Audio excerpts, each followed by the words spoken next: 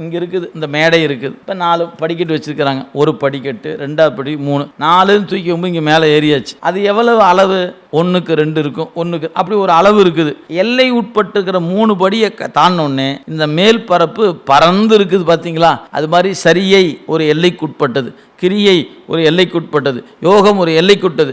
ஞானம்ங்கிற படி தூக்கி வச்சிங்கன்னா அது ஞானம் என்பது மேல் பரப்பு மாதிரி பறந்து இருப்பது. ஏன்? ஒவ்வொரு வீட்லையும் மேல் பரப்பு ஒவ்வொரு மாதிரி இருக்கும். படிக்கட்டு கட்டுறதுக்கு ஸ்டாண்டர்டான அளவு வச்சிருக்கிறாங்க எல்லா வீட்லையும். பரப்பு எப்படி இருக்கும்? மேலே போன பறந்த பரப்பு. ஏன்? அவங்கவுங்க வசதியை பொறுத்து கட்டி வீட்டை பொறுத்து இருக்குது இல்லையா? அப்ப சரியை முதல் படி, கிரியை 2வது படி, யோகம் 3வது படி, 4வது படியில் தூக்கி காலை வச்சிங்கன்னா படியின் எண்ணிக்கையில் அது 4.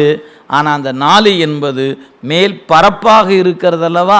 அது மாதிரித்தான் சரியை கிரியை யோகம் என்பது எல்லைக்குட்பட்டது. 4வது படியாக ஞானம் என்பது எல்லையற்றது.